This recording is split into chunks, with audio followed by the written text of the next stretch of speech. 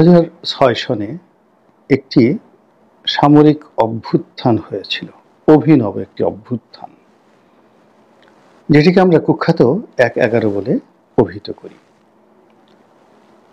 তখন সবেমাত্র ক্ষমতাচ্যুত হয়েছে বিএনপি। তো সেই বিএনপির ক্ষমতাচ্যুতির পরে যেভাবে সংবিধান সংশোধন করা হয়েছিল, সেইভাবে সেখানে ইয়াজউদ্দিন সাহেবের একটি সরকার ক্ষমতায় আসে। সারা বাংলাদেশ তখন রাজনৈতিকভাবে খুবই উত্তাল ছিল এবং রাজনৈতিক দলগুলোর মধ্যে বিভেদ এবং বিসংবাদ এখন যেভাবে আছে এর চাইতে তখন মারাত্মক ছিল। মারাত্মক এই কারণে হলো যে দুটো শক্তিশালী মহিষ বা হাতি কিংবা গন্ডার কিংবা বাঘ বা সিংহ, তারা যখন মারামারি করে ভয়ঙ্কর সে দৃশ্য, নিজেরা রক্তারক্তি হয় আর তাদের সেই মারামারির দৃশ্য দেখা যায় না। তো ১/১১ আগে যে রাজনৈতিক বিরোধ, এটি ছিল ভয়ঙ্কর এই কারণে যে রাজনৈতিক দলগুলোর শক্তিমত্তা তখন অনেক অনেক বেশি ছিল। তাদের ক্যাডার ছিল, তাদের অস্ত্র ছিল, তাদের অর্থ ছিল, তাদের জনসমর্থন ছিল, ফলে মারামারি হলে সেখানে রক্তগঙ্গা বয়ে যেত।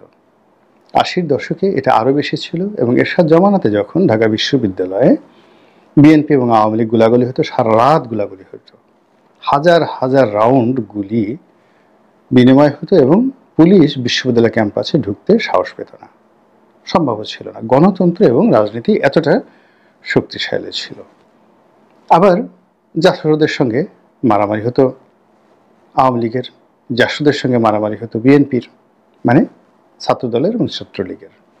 এরকম সারা বাংলাদেশে শিবির মার খেত আর ছাত্র ইউনিয়ন তারা নীরবে নিভৃতে রাজনীতি করে যেত এবং ছাত্র ইউনিয়নের সঙ্গে সঙ্গে ছাত্র মৈত্রী, মানে পুরো ক্যাম্পাসটাই তখন রাজনীতি মুখর ছিল। ক্যাম্পাস বলতে বাংলাদেশের টেকনাফ থেকে তেঁতুলিয়া পর্যন্ত প্রতিটি জনপদ, অর্থাৎ যেখানে রাজনীতির চর্চা হতো সেখানেই রাজনীতি শক্তিশালী ছিল। কিন্তু এখন রাজনীতি বৃদ্ধ হয়ে গেছে। আপনি ধরুন পাশাপাশি দুটো বা একটা দম্পতি শুয়ে আছে, স্বামীর বয়স ১০০ বছর, স্ত্রীর বয়স ৯৫ বছর। তো পাশাপাশি শুয়ে আছে, কিন্তু তারা সারা জীবন যেহেতু ঝগড়া করেছে, এখনো তাদের দাঁত নেই, ফোকলা দাঁতে তারা মানে ঝগড়া করার চেষ্টা করে। তারপর তারা মারামারি করার চেষ্টা করে। এখন ছোট একটা লাঠি বা কোনো কিছু হাত দিয়ে তুলবে এই শক্তি তাদের নেই, বা জোরে গালাগালি করবে সেই শক্তিও তাদের নেই। তো এরকম দৃশ্যে যদি আপনি কোনো ঘটনা ঘটতে দেখেন, সেক্ষেত্রে আপনার যেভাবে বিনোদন হবে ঠিক ওইরকম। আপনি যারা সেই পথের পাঁচালী দেখেছেন, সেই বিখ্যাত ইন্দুবালার চরিত্র আপনারা যারা দেখেছেন, তারা এটিকে খুব ভালো করে আন্দাজ করতে পারবেন। কিংবা আপনারা যারা অন্তর্জলি যাত্রা সিনেমাটি দেখেছেন, সেই বৃদ্ধের তরুণী ভাষা, তার হঠাৎ করে যৌবন প্রাপ্তি হওয়া, বেঁচে থাকার আকাঙ্ক্ষা মরার আগে, স্ত্রী, নববিবাহিত স্ত্রী, সে তার সঙ্গে সঙ্গম করা, সন্তান উৎপন্ন করা, তার গোপন অঙ্গ স্পর্শ করা, তার সঙ্গে যৌনতায় লিপ্ত হওয়া, এই বিষয়গুলো নিয়ে তাকে প্রতিটি মুহূর্তে যে লোভাতুর করেছিল, এটা দেখে আমরা হেসেছি। কিন্তু এটা যদি কোনো যুবক যুবতী করতে, আমরা হাসতাম না, আমরা বিক্ষুব্ধ হতাম, ঘৃণায় মুখ ফিরে নিতাম। এখন বাংলাদেশের রাজনীতিতে মানে রাজনৈতিক দলগুলো যে হানাহানি কাটাকাটি করবে, আসলে তাদের সেই শক্তির সামর্থ্য নেই, তারা সব দিক থেকে বৃদ্ধ হয়ে গেছে। তো যেহেতু যৌবনকালে তারা যুদ্ধ করেছে, লড়াই করেছে, হানাহানি করেছে, মারামারি করেছে, এখন এই বৃদ্ধ বয়সেও তারা সেগুলো করার চেষ্টা করছে। আর এগুলো দেখে আমরা যারা সাধারণ আমজনতা, আমরা সেইভাবে হাসছি। তো যেটা বলছিলাম, যখন শক্তি ছিল, সামর্থ্য ছিল, ঠিক সেই সময়টাতে একটা ১/১১ এসেছিল। আর এখন এই যে দুর্বল অবস্থাতে আরেকটি ১/১১ কথা আমরা আলোচনা করছি। এখন বোঝার চেষ্টা করুন যে ওইরকম একটি স্বচ্ছ সমাজ, শক্তিশালী সমাজ, রাজনৈতিক কাঠামোগুলো স্ট্রং এবং রাষ্ট্রের যে রাষ্ট্রীয় প্রতিষ্ঠানগুলো রয়েছে সেগুলো তখনও পর্যন্ত অসাধারণ প্রভাবশালী। জুডিশিয়ারি বলেন, আমলাতন্ত্র বলেন, 2006 সালে তখনও পর্যন্ত সিএসপিদের দাপট, জাস্টিসদের দাপট, সৎ ব্যবসায়ীদের দাপট, সৎ আমলাদের দাপট, এখন সবগুলো রীতিমতো কেসও হয়ে গেছে। কারোরই এই মুহূর্তে দাপট নেই এই বাংলায়। তাই এখন এই বাংলায় যখন দাপট নেই, তখন যদি একটা 1/11 মতো ঘটনা ঘটে, এবং 1/11 ঘটনার কয়েকটা প্রেক্ষাপট রয়েছে। এটি যে কেবলমাত্র একটি সামরিক অভ্যুত্থান ছিল, রাজনৈতিক একটা পোর্ট্রেটকে সামনে নিয়ে তা নয়। এই 1/11 একটা অর্থনৈতিক ইফেক্ট রয়েছে, একটি ব্যুরোক্র্যাটিক ইফেক্ট রয়েছে, একটি সোশ্যাল সামাজিক ইফেক্ট রয়েছে। তা আমি বর্তমান আজকের এই ভিডিওতে শুধুমাত্র যাকে বলা হয় এই সামরিক পসিবিলিটি ছাড়া 1/11 যে অন্য উপসর্গগুলো রয়েছে, বিশেষ করে অর্থনৈতিক উপসর্গ এবং প্রশাসনিক উপসর্গ যেটা 1/11তে ঘটেছিল তা নিয়ে সংক্ষেপে আলোচনা করব। কিন্তু তার আগে দুর্বল প্রাণীদের মলত্যাগ সম্পর্কে আপনাদেরকে কিছু বলে দিই। আপনারা হয়তো অনেকেই বিব্রত হন কারো পায়ের গন্ধে, মোজাতে গন্ধ হয়ে যায়, জুতো পরার সঙ্গে সঙ্গে পা ঘামিয়ে যায়। তারপর কারো বগল, কুস্কি উরুসন্ধি, দুই পায়ের মাঝখানে, এই জায়গাগুলোতে আপনি দেখবেন 99% নারী এবং পুরুষ তাদের শরীরের অন্যান্য অঙ্গ প্রত্যঙ্গের তুলনায় তাদের এই কুস্কি এবং তাদের বগল কালো থাকে। কারণ কি এবং এখানে গন্ধ হয় কেন?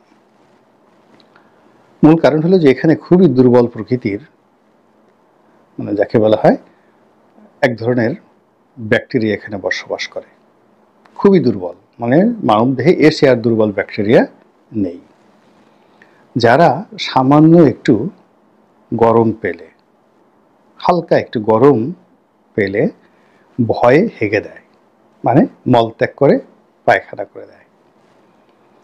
এবং আমরা ওই যে ঘামের যে গন্ধগুলো পাই, মূলত এই যার শরীরে যত এই দুর্বল ব্যাকটেরিয়া বেশি থাকে এবং যে ব্যাকটেরিয়াগুলো বেশি বেশি পায়খানা করে সেখান থেকে তত বেশি দুর্গন্ধ উৎপন্ন হয়। আর যে মানুষগুলো এই ব্যাপারে কনসাস নন, এই ব্যাকটেরিয়াগুলো দমন করতে পারেন না, তারপর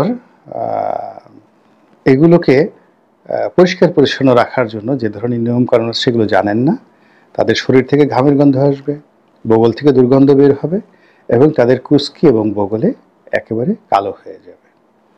তাহলে বোঝার চেষ্টা করুন যে যেখানে দুর্বল অবস্থা তৈরি আছে, অন্ধকার আছে, সেখানে দুর্বল প্রাণী বসবাস করে এবং যারা অনেক ক্ষতি করে, দুর্গন্ধ ছড়ায়, কিন্তু এরা আবার একটু সামান্য গরম পেলেই মলত্যাগ করে। এখন 1/11 মতো যখন একটা পরিবেশ পরিস্থিতি এসে যায়, তখন এখানে সমাজে অনেক ব্যাকটেরিয়া তৈরি হয়ে যায়, হিউজ ব্যাকটেরিয়া তৈরি হয়ে যায়। আবার এই ব্যাকটেরিয়াগুলো ন্যূনতম একটু গরম পেলে পায়খানা করে দেয়, মলত্যাগ করে দেয় এবং সেই মলে পুরো সমাজ দুর্গন্ধযুক্ত হয়ে যায়। 1/11 সময় এই ব্যাকটেরিয়া কারা ছিল?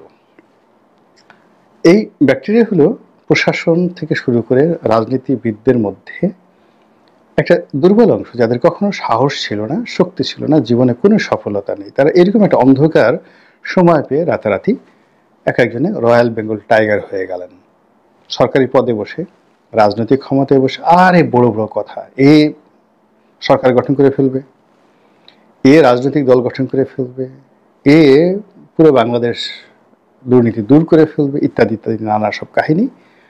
আর এগুলো করে তারা কি করত? ভয় দেখাতো মানুষকে। আর যারা ভয় দেখাতো তারাও দুর্বল, ওই ব্যাকটেরিয়া প্রকৃতির, তারা পায়খানা করে দিত। আর মাঝে মধ্যে পরিস্থিতি গণেশ উল্টে যেতে পারে, এই ভয়ে যারা এই ভয় দেখাতো তারাও পায়খানা করে দিত। আর এই কবলে পড়ে কি হলো, ওই সময়টিতে ব্যবসা বাণিজ্য থেকে শুরু করে সব কিছু স্থবির হয়ে পড়েছিল। ঠিক তদ্রূপ এখন তার চেয়ে ভয়ঙ্কর অবস্থা তৈরি হয়েছে। দেশের কর্পোরেট হাউসগুলোতে এখন অনেকগুলো সরকারি প্রতিষ্ঠানের, আমি নাম বলবো না, আপনারা বুঝে নেন, এক একটা করে চিঠি চলে যাচ্ছে। তারপর এই যে নব্য ব্যাকটেরিয়ার দল সেই চিঠির বিনিময়ে একটা নেগোসিয়েশন করতে চাচ্ছে অথবা প্রতিশোধ নিতে চাচ্ছে। তারা নিজেরা কখনো সরাসরি এই কাজগুলো করছে, আবার কখনো কখনো কোমলমতিদেরকে ব্যবহার করে তারা এখানে একটা বিশ্রী অবস্থা তৈরি করে ফেলেছে। ফলে ব্যবসা বাণিজ্যে রীতিমতো কান্নার রোল পড়ে গেছে। এবং এরা এই ভালো কাজ করতে করতে গেলে, যেমন ধরুন আপনার বগলের দুর্গন্ধ, এটি যখন ঘাম আকারে শরীরের অন্যান্য অংশে চলে আসবে, যেমন আপনার পেটে কোনো গন্ডগোল নেই, কিন্তু সেই ঘাম পেটের উপর চলে আসলে পেট থেকে আপনার দুর্গন্ধ বের হবে। তো এখন এই যে মন্দ কাজগুলো, এই মন্দ কাজগুলোর ফলে কি হচ্ছে, ভালো ভালো কোম্পানিগুলো, মানে ধরুন 10টা মন্দ কোম্পানিকে তারা এরকম চিঠি দিল বা তাদের বিরুদ্ধে ব্যবস্থা নিল, এসালামের মতো কোম্পানিকে করলো, কিন্তু এর ফলে একেবারে ইস্পাহানির মতো কোম্পানির মধ্যে ভয়ঙ্কর ভীতি ছড়িয়ে পড়ল।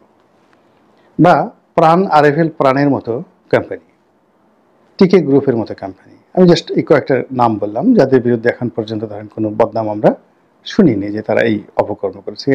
তো কিন্তু তাদের মধ্যেও এক ধরনের ভীতি কাজ করেছে, উৎপাদন বন্ধ হয়ে গেছে, অনেক কারখানা, যাকে বলা হয় শ্রমিক সংকট, কোথাও অর্থ সংকট, কোথাও এলসি সংকট, এগুলো শুরু হয়ে গেছে। দ্বিতীয়ত প্রশাসন, মানে বিচার বিভাগ, তারপর সামরিক, বেসামরিক, পুলিশ এবং সচিবালয়, সব ক্ষেত্রে কতটা নৈরাজ্য চলছে আপনি চিন্তা করুন। যে ঢালাওভাবে পাইকারি হারে সমস্ত ডিসিদেরকে, এসপিদেরকে চাকরিচ্যুত করা হয়েছে, ওএসডি করা হয়েছে। ভালো কথা, বিচার করেন, তারা ওই সময় ওএসডি হয়েছে, মানে মন্দ কাজ করেছে, খারাপ কাজ করেছে, আপনি তাদের বিরুদ্ধে ব্যবস্থা নিতেই পারেন।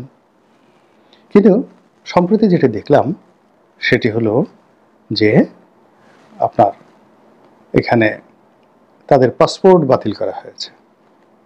এখন পাসপোর্ট আপনি বাতিল করতে গিয়ে, পাসপোর্ট তো আপনি বাতিল করতে পারেন না, কোনো ডিসি, সাবেক ডিসি, এসপি তো দূরের কথা, বাংলাদেশের একজন চোরের পাসপোর্ট আপনি বাতিল করতে পারেন না। কেন আপনি পাসপোর্ট বাতিল করবেন? এটি তো আদালতের এখতিয়ার। তাও মানে ততক্ষণ পর্যন্ত আমি এই বাংলাদেশের নাগরিক, আমার নাগরিকত্ব বাতিল না করবেন ততক্ষণ পর্যন্ত আমার পাসপোর্ট আপনি বাতিল করতে পারবেন না। বড় যে আমার পাসপোর্ট আপনি নিয়ে আটকে রাখতে পারেন, আমার ভ্রমণের উপর নিষেধাজ্ঞা দিতে পারেন ইত্যাদি, কিন্তু পাসপোর্ট কেন বাতিল করা হবে? এটা নাকি এই পাসপোর্ট বাতিল করা হচ্ছে, এরকম খবর ছড়িয়ে পড়েছে। তো বোঝার চেষ্টা করুন যে এইগুলোর মাধ্যমে কি পরিমাণ লেনদেন করার চেষ্টা করা হচ্ছে। এইগুলোর মাধ্যমে একটা বিশেষ শ্রেণীকে কবরে পাঠিয়ে দিয়ে নতুন আর একটা শ্রেণী সেই কবরের উপরে উল্লাস নৃত্য করতে চাচ্ছে। এবং এই সকল ঘটনা যে বিগত ১-১১ সময় যে দুর্ঘটনা ঘটেছে, সেই দুর্ঘটনার সাথে আরও ভয়ঙ্কর পরিণতি ডেকে নিয়ে আসবে। আগের বার যেটা থাবা ছিল, এটাকে আপনি এবার কালো থাবা বলতে পারেন। এবং এর সঙ্গে যদি আরও নতুন অনুসর্গযুক্ত হয়, উপসর্গযুক্ত হয়, তাহলে পরিবেশ এবং পরিস্থিতি যে কোথায় গিয়ে দাঁড়াবে একমাত্র মহান আল্লাহ রাব্বুল আলামিন ছাড়া আর কেউ বলতে পারেন না।